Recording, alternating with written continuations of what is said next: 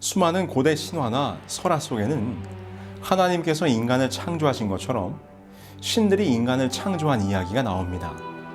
그런데 신화나 전설 속에 나오는 인간 창조의 이야기를 가만히 살펴보면 성경의 창조와는 확연히 다른 모습을 보여줍니다. 무엇이 달랐을까요? 그것은 신들이 인간을 창조한 목적이 달랐습니다. 고대 그리스인들이 문자로 남긴 최초의 작품 중에 기원전 750년경 헤시오도스가 기록한 서사시 신들의 계보가 있습니다. 이 신들의 계보 560-612행에 그리스 신화의 인간 창조 이야기가 담겨 있는데 그 이야기의 대략은 이렇습니다. 아주 오래전 무서운 괴물들인 타이탄들이 올림푸스의 신들을 대항하여 반란을 일으켰습니다. 그러나 그들은 그 전쟁에서 패배했고 지하세계인 타르타루스에 감금됩니다. 그때에 선견지명의 신인 프로메테우스와 후견지명의 신이었던 에피메테우스는 올림푸스의 신들에 대한 반란 전쟁에 참여하지 않았기 때문에 감금되는 처형을 면하게 됩니다. 그리고 올림푸스의 신들이 그들에게 호의를 베풀어 그들을 대신하여 노동을 할 인간 창조를 허락하게 됩니다. 그래서 프로메테우스는 진흙을 빚어 사람을 창조합니다. 흙을 빚어 사람을 창조했다는 부분은 성경의 이야기와 비슷하지요. 그런데 여기서 인간을 창조한 목적이 무엇이었습니까? 네, 신을 대신하여 노동을 시키기 위해 인간을 창조했다는 것입니다. 이것이 그리스 신화의 이야기입니다.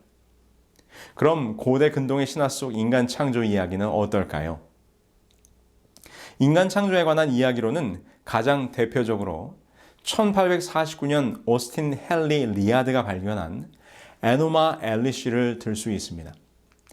에노마 엘리시의 6번째 토판 중에는 다음과 같은 인간 창조 관련 이야기가 등장합니다. 마르둑은 신들의 말을 들었다. 그는 지혜로운 일을 하고자 하는 마음을 먹었다. 그는 입을 열어 에아에게 말했다. 그가 마음에 가진 계획을 그와 상의했다. 제가 핏줄을 묶어서 뼈를 만들어 사람을 만들 것입니다. 사람에게 신들의 노역을 감당시키고 그들로 쉬게 할 것입니다. 에노마 엘리시에서 묘사하고 있는 인간 창조의 목적도 동일합니다. 신들을 대신할 노동력을 확보하여 신들에게 안식을 주기 위함이었습니다. 이처럼 각 문면 속에 등장하는 인간 창조의 이야기를 보면 인간을 창조한 신에 대한 설명은 달라도 신의 멍에를 대신 지우기 위해 인간을 창조했다는 인간 창조의 목적은 매우 유사합니다. 결국 인간은 왕의 모습으로 하강한 신을 위하여 죽도록 일하며 왕을 섬기는 삶을 살아야 했던 것입니다. 다시 말해서 고대 문명 속 사람의 운명은 그저 노동하는 삶, 쉼 없는 삶을 살아가도록 만들어졌다는 것이지요. 그런데 이런 신화 사상에 400여 년간 젖어있던 이스라엘 백성들에게 여호와께서는 그들이 알아왔던 애굽의 신들과는 전혀 다른 말씀을 주시는 것입니다. 안식일을 기억하여 거룩히 지키라. 엿새 동안은 힘써 내 모든 일을 행할 것이나 일곱째 날은 내 하나님 여호와의 안식일인즉 너나 내 아들이나 내 딸이나 내 남종이나 내 여종이나 내 가축이나 내 문 안에 머무는 객이라도 아무 일도 하지 말라. 이는 엿새 동안에 나 여호와가 하늘과 땅과 바다와 그 가운데 모든 것을 만들고 일곱째 날에 쉬었음이라. 여호와께서 모세를 통하여 주신 십계명의 네 번째 안식일 계명입니다. 하나님께서는 안식일 계명을 통하여 이렇게 말씀하십니다. 안식일이 되면 일을 멈추고 쉬어라. 이 얼마나 놀라운 말씀입니까? 그들이 이전까지 살았던 애굽이라는 곳에서는 모든 인간은 그들을 창조한 신들을 위하여 평생을 죽도록 일해야 했는데 이제 그들을 애굽에서 구원하신 여호와는 제7일 안식일에는 모든 것을 멈추고 쉬라고 명령을 주시는 것입니다. 그런데 여러분, 그 안식일에 쉬라고 하는 근거가 무엇이었습니까? 천지와 만물이 다 이루어지니라. 하나님이 그가 하시던 일을 일곱째 날에 마치시니 그가 하시던 모든 일을 그치고 일곱째 날에 안식하시니라. 하나님이 그 일곱째 날을 복되게 하사 거룩하게 하셨으니 이는 하나님이 그 창조하시며 만드시던 모든 일을 마치시고 그날에 안식하셨음이니라. 그렇습니다. 그 여호와께서 이 세상을 창조하시고 일곱 번째 날 곧 안식일에 쉬셨습니다. 내가 쉬었으니 너도 나와 같이 쉬자. 나와 같이 안식일을 누리자. 이렇게 말씀하시는 것입니다. 그분이 안식일을 쉬신 것처럼 우리도 그분처럼 안식일에 쉬어야 한다. 그분의 쉼에 동참하게 하시는 여호와 하나님. 여호와 하나님은 정말 다른 신이셨습니다. 그들이 평생 살면서 경험하고 섬겨왔던 애굽의 신들과는 전혀 다른 분이셨습니다. 여호와는 그가 창조한 인간들에게 쉼과 안식을 허락하시는 분이었습니다. 그분의 쉼에, 그분의 안식에 나와서 함께 쉬자고 말씀하시는 것입니다. 쉼에 대한 예로 잠깐 군대 이야기를 한번 해볼까요? 아무리 힘들고 고된 군생활이지만 그래도 하루 일과가 맞춰지면 저녁 식사 후부터 취침 전까지 개인 정비 및 휴식 시간이 있습니다. 하루 종일 훈련하고 작업하며 힘들었던 몸을 쉴 수 있는 유일한 시간입니다. 그런데 그 휴식 시간이 이 군대 고참에게는 꿀 같은 시간이지만 이제 막 부대에 전입은 쫄병에게는 결코 휴식의 시간이 될 수가 없습니다. 좌우 침상을 기준으로 제일 안쪽에 TV가 한 대씩 설치되어 있습니다. 그 TV에서 가장 가까운 자리부터 고참 순서대로 침상의 자리가 배정이 됩니다. 휴식 시간이 되면 고참들은 TV에 가장 가까이부터 앉아서 방송을 시청합니다. 좋아하는 가수들이 나오면 손뼉을 치고 노래를 부르면서 그 시간을 즐기는 것이죠. 그런데 그 시간, 같은 휴식 시간이지만 그 휴식에 동참하지 못하는 사람이 있습니다. 바로 쫄병. TV에 가까이 가서 앉을 수도 없습니다. 시선은 전방으로 고정하고 책상 다리를 하고 앉아서 팔을 무릎에 붙이고 꼼짝도 못하고 있는 것입니다. 심지어 TV에서 아무리 재미있는 소리가 들려도 웃을 수가 없습니다. TV를 향해서 조금이라도 눈동자를 돌리거나 혹 웃음이라도 지으면 금세 군기가 빠졌다고 바로 윗고참에게 불려 나갑니다. 그것뿐인가요?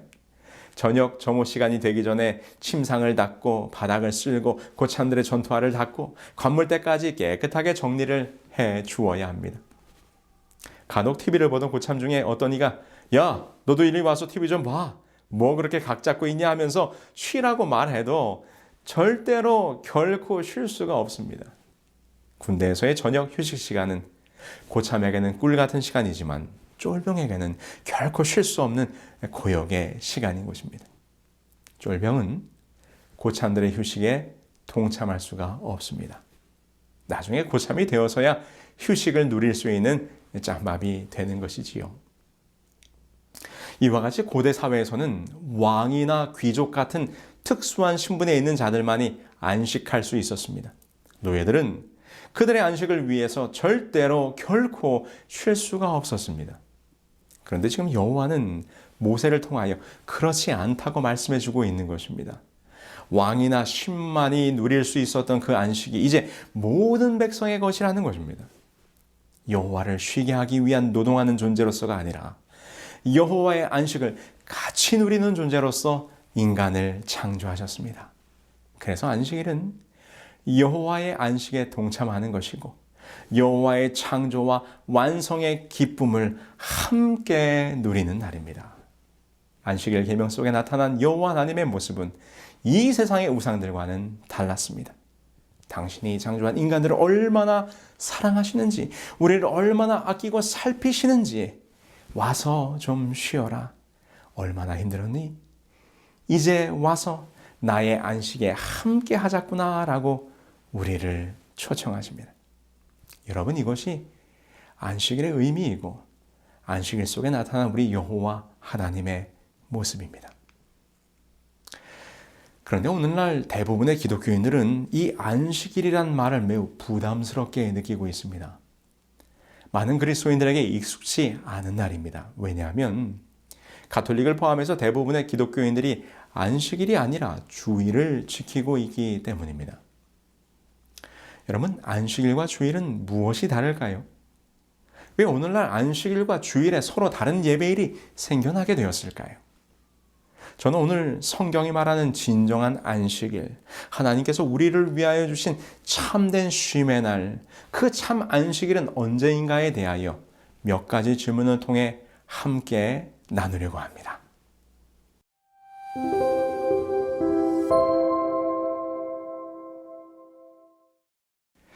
여러분 어떻습니까?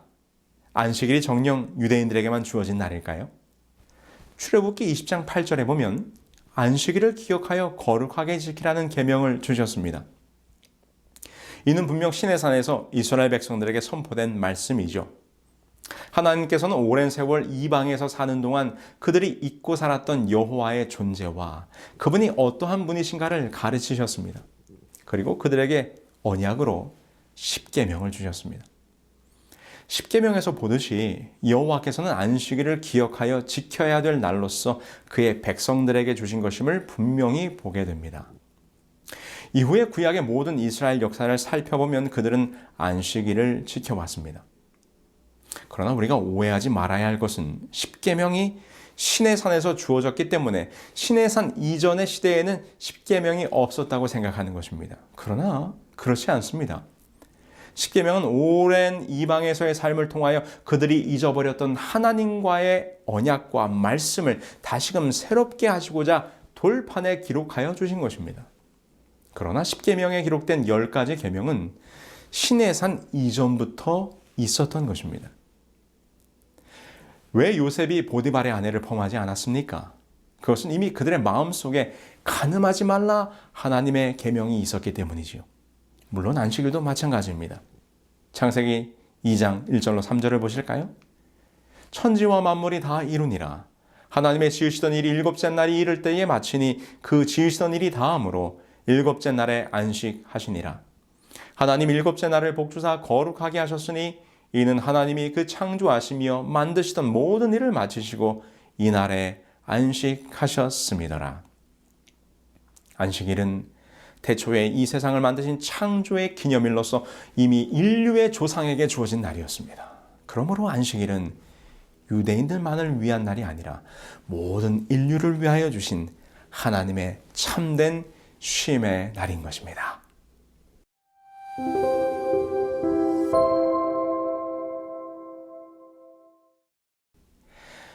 예수님과 안식일에 대하여 한번 살펴보도록 할까요? 먼저 예수님 자신은 안식일을 어떻게 보내셨습니까? 누가복음 4장 16절 말씀입니다. 예수께서 그 자라나신 것 나사렛에 이르사 안식일에 자기 규례대로 회당에 들어가사 성경을 읽으려고 서심해. 누가복음의 기록에 보면 예수님께서 안식일에 회당에 들어가사 성경을 읽으셨다고 기록하고 있습니다. 그런데 우리의 눈을 끄는 표현은 자기 규례대로라는 말이지요. 개역개정에서는 늘 하시던 대로라고 번역하고 있습니다. 이 부분의 헬라어 의미는 그의 습관대로라는 말입니다. 이것은 예수님께서 이 땅에 오셔서 그의 어린 시절부터 쭉 해오던 대로 안식일을 지키던 모습을 우리에게 분명히 보여주고 있습니다. 구약의 안식일이 예수님 당시에도 이어졌음을 보여주는 것이고 예수님 본인도 안식일을 구별하였음을 우리에게 알려주고 있는 것입니다. 물론 예수님께서 안식일 문제로 인하여 유대의 관원들과 논쟁을 하신 적이 있습니다. 바로 마태복음 12장에 기록된 안식일에 밀 이삭을 취하여 먹은 일과 안식일에 손 마른 사람을 고치신 두 사건의 일입니다. 안식일에 밀밭 사이로 거니시던 중 배가 고팠던 제자들이 밀 이삭을 잘라 먹었습니다. 이 장면을 보고 바리새인들이 어찌하여 안식일을 범하느냐고 따지게 됩니다. 또 하나는 안식일에 손 마른 사람을 치료하시면서 안식일에 구덩이에 빠진 양은 구하면서 어찌 사람을 구하는 것이 안 되겠느냐 반문하셨습니다. 이는 안식일은 아무 일도 하지 않는 날이 아니라 선을 행하는 날인 것을 가르쳐 주신 것이지요. 이처럼 예수님께서 유대의 지도자들과 안식일에 관하여 토론하셨습니다. 그러나 이 논쟁의 내용은 안식일을 어느 날 지킬 것이냐, 안식일을 지켜야 되느냐 말아야 되느냐가 아니고 안식일을 지키는 그 정신에 관한 것이었습니다. 안식일은 아무 일도 하지 말라는 계명대로 안식일은 정말 아무 일도 하지 않아야 한다고 생각했던 바리새인들에게 예수님께서 안식일의 정신은 아무것도 하지 않는 것이 아니라 선한 일을, 사랑을 나누는 날이라는 것을 다시금 깨우쳐 준 것이죠. 마태복음 12장의 논쟁은 안식일의 폐지나 날짜의 변동에 대하여 말씀하신 것이 아닙니다.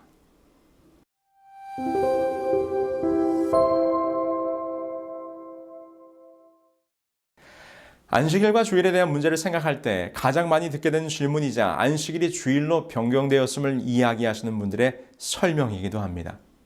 우리가 잘 아는 것처럼 예수님께서 돌아가신 사건은 금요일 오후였습니다. 예수님께서 십자가에 돌아가실 때 그곳에는 갈릴리에서 온 여인들이 있었습니다.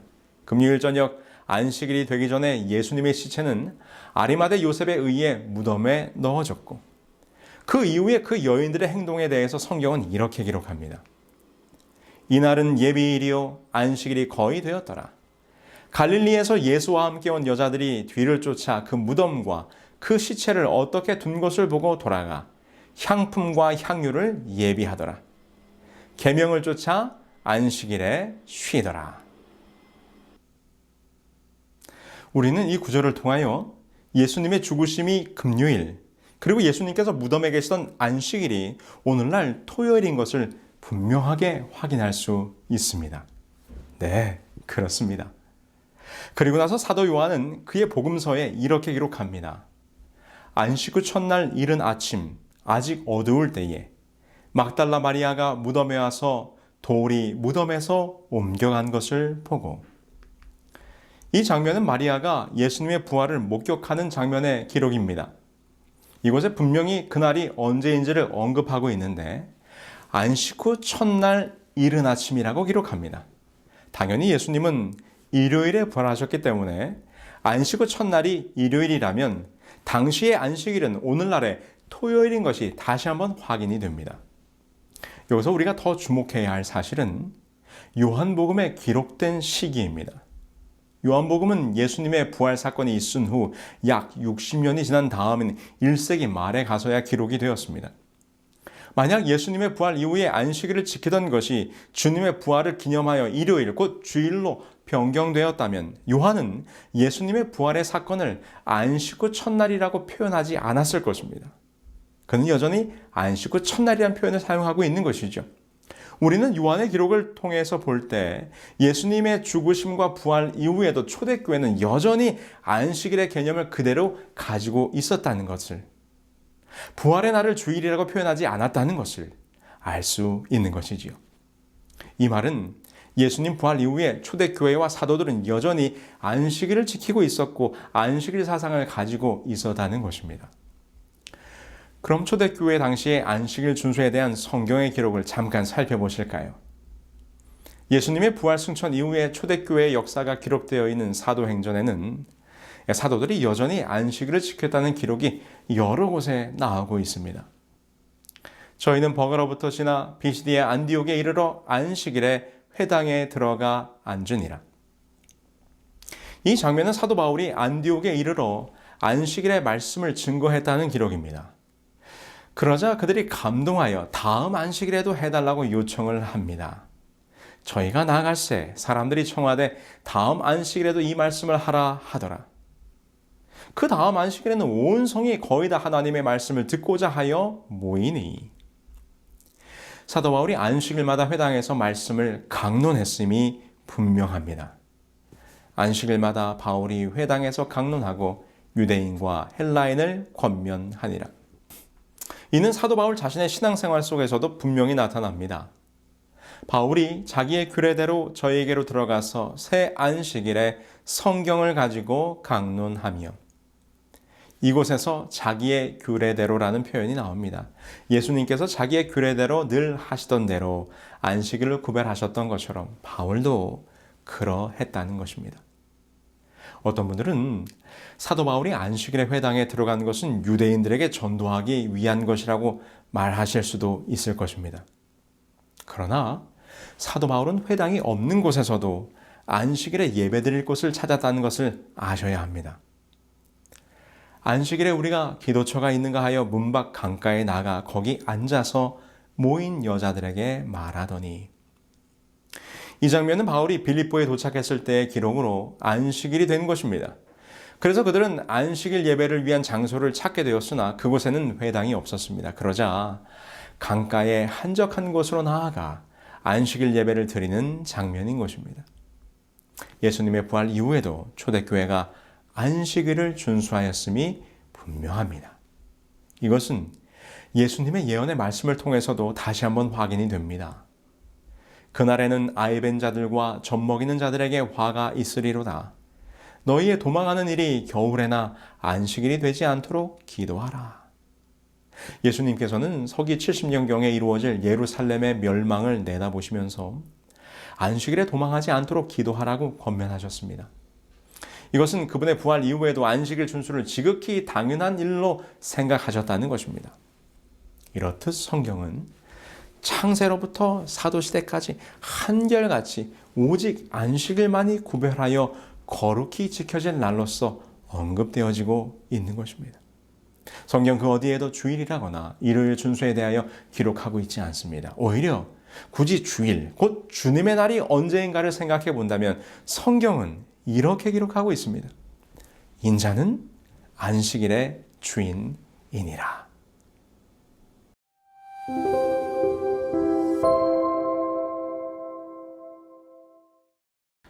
주일 예배 시작의 근거는 성경에서 찾을 수 없습니다. 몇몇 성경절들을 주일 예배 근거로 제시하고 있으나 모두 성경의 문맥에서 벗어나 적용하는 의견들입니다. 그래서 주일 예배의 기원은 역사에서 찾을 수밖에 없습니다. 자, 지금부터 설명해 드리도록 하겠습니다. 사실 기독교는 그 근원이 유대계의 모습과 많이 닮았기 때문에 초대교회 그리스도인들은 유대교와 자신들을 구별하고자 하는 노력을 많이 해왔습니다. 그런데 초대교회가 자리를 잡아가기 시작하던 무렵 로마의 하드리아누스 황제 때에 유대인들이 반란을 일으키게 됩니다.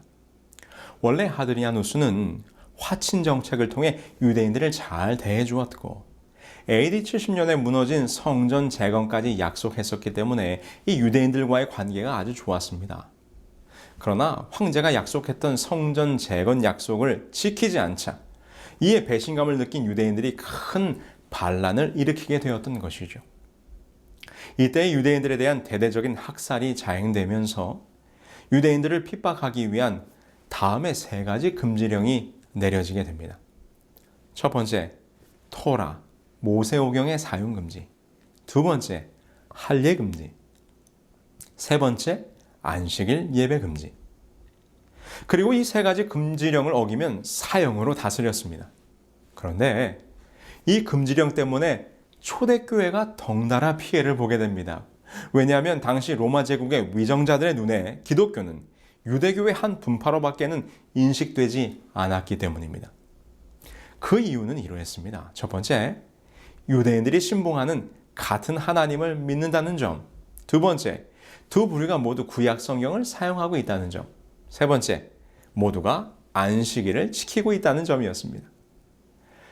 그래서 당시의 교회 지도자들은 황제에게 유대인들과 기독교인들을 다르게 취급해달라고 하는 요청을 하게 됩니다. 다음은 그러한 변증서의 한 부분입니다. 디오그네투스 폐하께서 그리스도인의 종교에 관하여 알아보시기를 원하시며 또 이 문제에 관하여 정확하고 주의 깊은 조사를 하여 보기를 원하시는 줄 아나이다. 예컨대 그리스도인들은 어찌하여 유대인들의 미신을 따르지 않는지에 대해서 말입니다.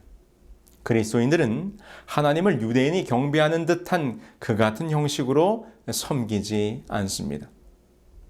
그러나 황제는 이를 무시하고 유대인과 그리스도인 사이에 차별을 두지 않았고 박해는 여전히 계속됩니다.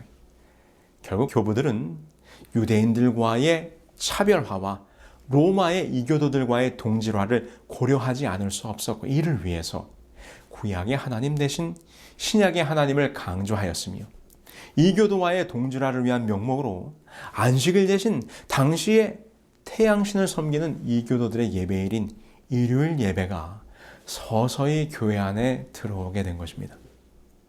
이러한 역사의 흐름 속에서 기독교로 개종한 로마의 컨스탄틴 황제는 321년에 일요일을 공식적인 휴일로 선포하게 되었으며 그 내용은 다음과 같습니다. 이 태양을 존경하는 날에 모든 관공리들과 각 도시의 주민과 제조 공장의 종업원들은 휴업하라. 그러나 농촌에서 경작에 종사하는 농민은 자유로이 노동할 수 있다. 이는 씨를 뿌리고 포도를 심는데 불리할까 염려됨이라. 이것은 일요일 예배가 정치적으로 법제화된 최초의 역사적 사실입니다. 여기 기록을 한번 보실까요?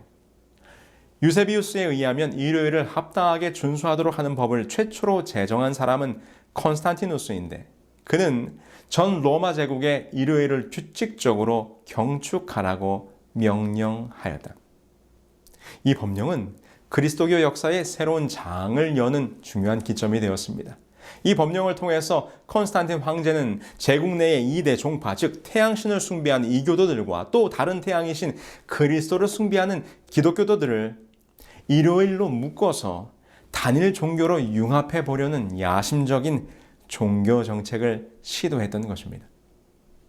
이와 같이 일요일 예배는 비성서적인 배경을 가지고 매우 인위적이면서도 이교적인 방법으로 교회 안에 들어와 자리를 잡게 되었습니다. 그리고 당시 로마 교회는 이러한 로마의 정치적 사회적 분위기와 조화를 이루기 위해 종교회의를 통하여 일요일 예배를 합법화하는 시도를 하게 됩니다. 성경의 권위가 아닌 교회의 총회를 통해서 일요일 예배를 결의하게 된 것이지요. 일요일 예배에 대한 종교회의의 결의들을 한번 보실까요? 325년 니케아 종교회의, 태양의 날 일요일을 부활절로 성수하도록 결의하게 됩니다. 근본 소집된 총회에서 지극히 성스러운 부활절 일자에 관한 문제가 토의되었다. 그리고 이 문제는 참석자 전원의 연합 일치된 판정으로 잘 해결되었다. 즉, 이 부활절은 각처에 있는 모든 그리스도인들이 같은 한 날에 반드시 준수되어야 한다는 것이다. 그리고 343년 사르디카 회의에서는 태양의 날 일요일을 부활의 날이란 미명 아래 일요일 신성론으로 부각시키면서 주의 날로 계칭하고 교역자가 여행으로 주의 날을 3번 범하면 제명시킬 것을 종규 11조에 명시하도록 의결하게 됩니다. 드디어 364년 라우디게 총회에서 안식일 대신에 일요일을 준수하도록 결의하게 되는데 그 총회에서 결의된 종규 제29조의 내용은 다음과 같습니다. 그리스도인들은 유대화하거나 토요일에 게을러서는 안 되고 이날에 일을 하여야 한다. 그러나 그들은 주의 날을 특별히 존중히 여기고 그리스도인이 되었으니 이날에 일하지 말 것이다. 만일 그들이 유대인화한 사실이 판명되면 그리스도로부터 끊어질 것이다.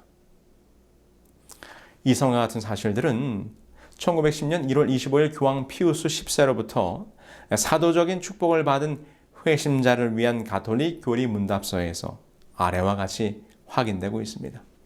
질문: 어느 날이 안식일인가? 답변: 토요일이 안식일이다. 질문: 우리는 왜 토요일 대신 일요일을 지키는가? 답변: 가톨릭 교회가 라우디게아 종교회의에서 그 존엄성을 토요일에서 일요일로 옮겼기 때문이다. 여러분, 이것이 주일 성수 곧 일요일 예배 세상이 교회 안에 들어오게 된 역사적 배경입니다. 사실 교회 역사를 통해서 일요일 예배가 어떻게 시작되었으며 어떤 과정을 통해서 오늘날과 같이 보편화되었는지에 대해서 그 정확한 배경을 인식하고 있는 교회는 개신교회가 아니라 가톨릭 교회입니다.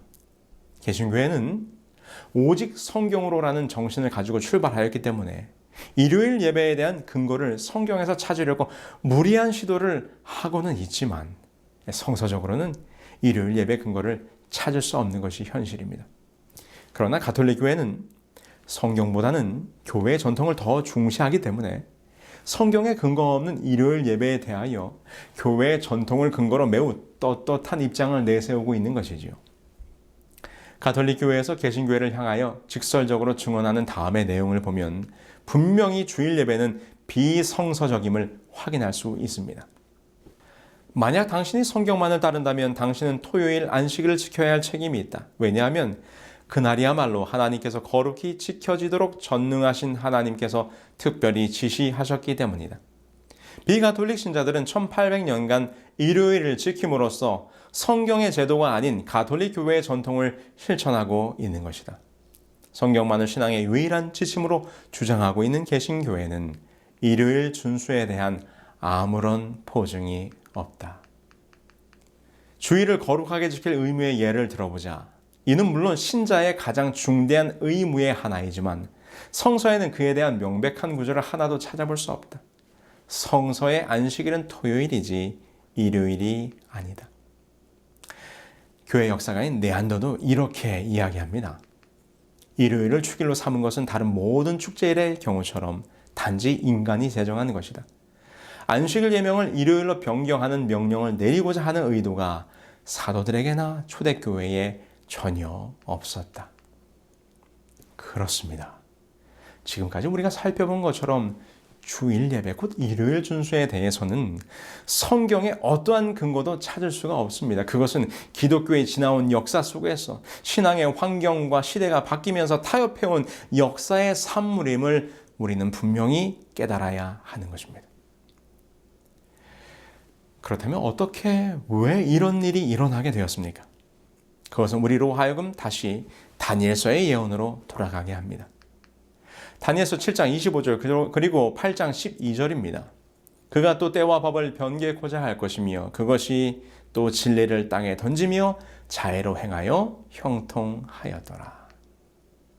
이 예언은 우리가 지난 시간에 살펴보았던 작은 뿔에 관한 예언입니다. 우리는 하나님을 대적하고 성경의 진리를 땅에 던지게 될 적그리스도의 세력으로서 이 작은 뿔의 활동에 대하여 공부하였습니다. 그런데 그 작은 뿔이 하는 중요한 일 가운데 하나가 바로 하나님의 때와 법을 변경하는 것이었습니다. 바로 이 예언의 성취가 오늘날 참 안식일을 변경하여 주일 성수라는 비성서적인 교리로 이 기독교 안에 자리 잡게 된 것입니다. 이것은 가톨릭 스스로가 인정하는 사실입니다. 성경은 안식일을 거룩히 지키라고 말한다. 그러나 로마 가톨릭 교회는 말하기를 아니다. 나의 신성한 권위로서 안식일을 폐하고 주일 중 첫째 날인 일요일을 거룩하게 지키라고 명령하는 바이다. 마지막으로 말하노니 교회의 전통은 성경보다 위에 있다고 선포하는 바이다. 우리는 우리의 교리를 전통에 기초한 것이다. 교회는 그 창립자 그리스도께 받은 거룩하고도 절대적으로 확실한 권리를 가지고 안식일을 지키는 것을 일요일로 변경하였다.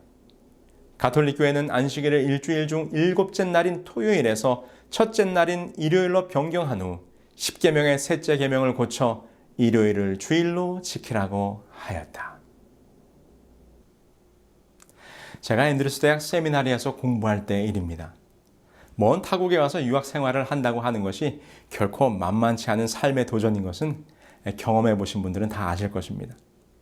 외국어로 공부를 하는 것도 쉽지 않은 일이지만 특별히 힘들었던 것은 학업과 생업을 같이 해야 한다는 것이지요.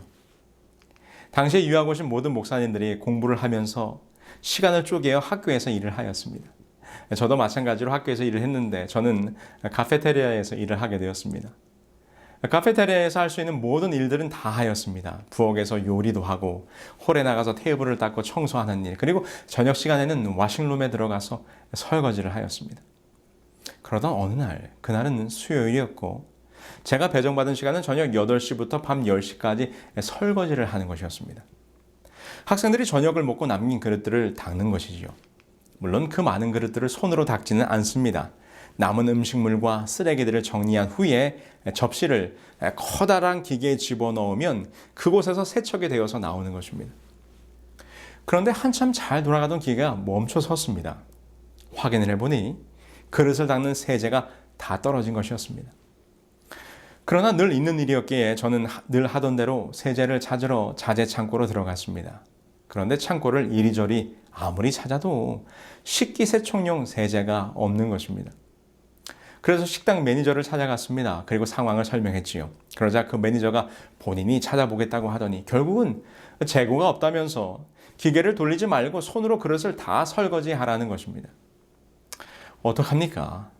조금은 황당했지만 할 수 없이 설거지를 하기 시작합니다.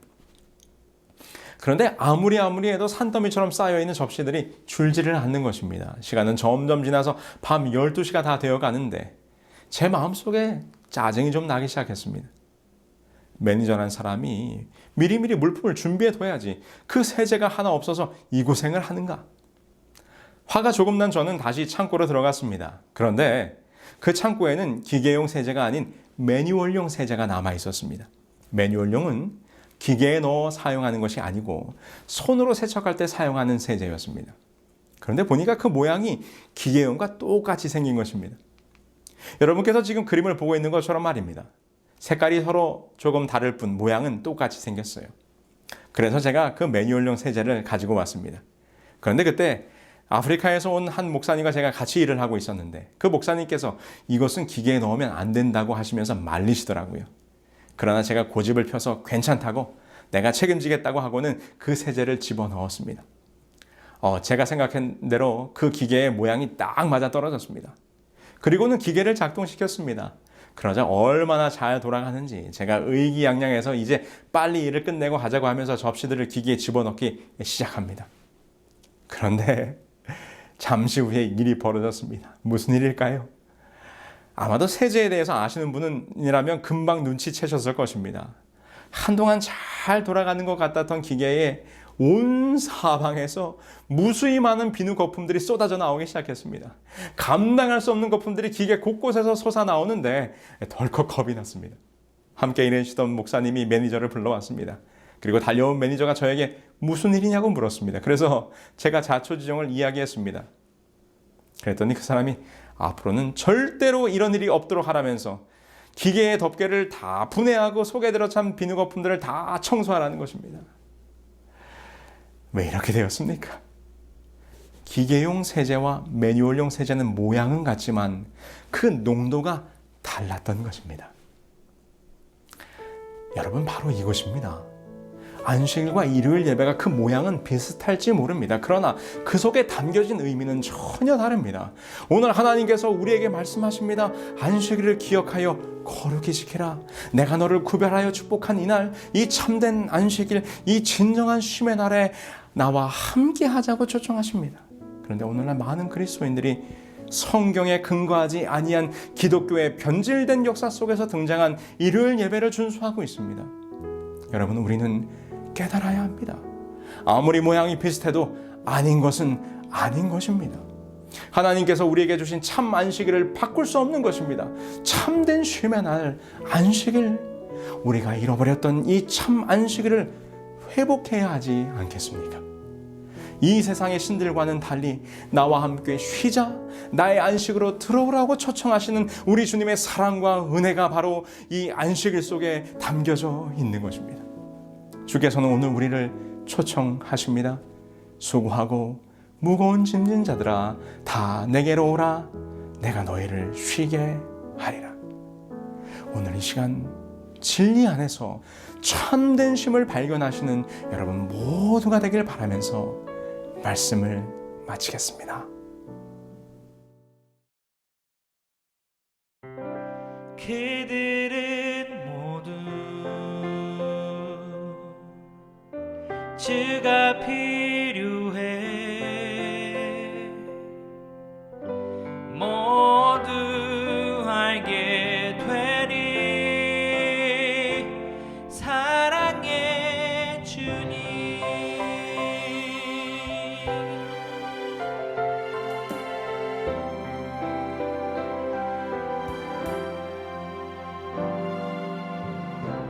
매일 술을 취는 사람들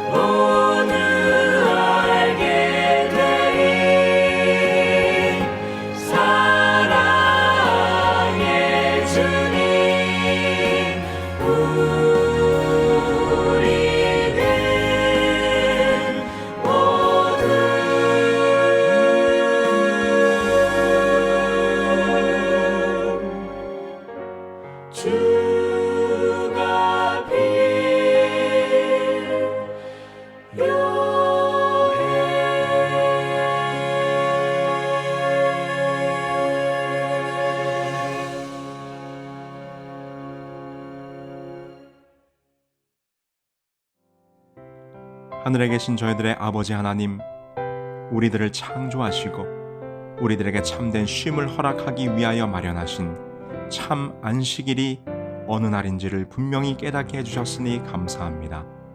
앞으로 이 안식일을 기억하여 거룩히 지키며 살기로 저희들 결심했사오니 항상 이 안식일에 살아계신 하나님, 창조주 하나님을 만나는 우리 모두가 될 수 있도록 도와주시기를 예수 그리스도의 이름으로 기도합니다. 아멘.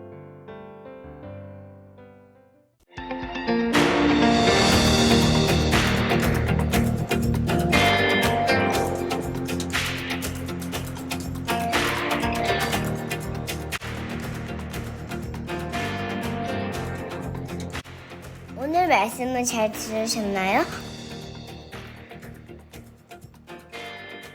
궁금한 거 있으면 못쓰니께 얘기하세요. 하나님은 사랑입니다.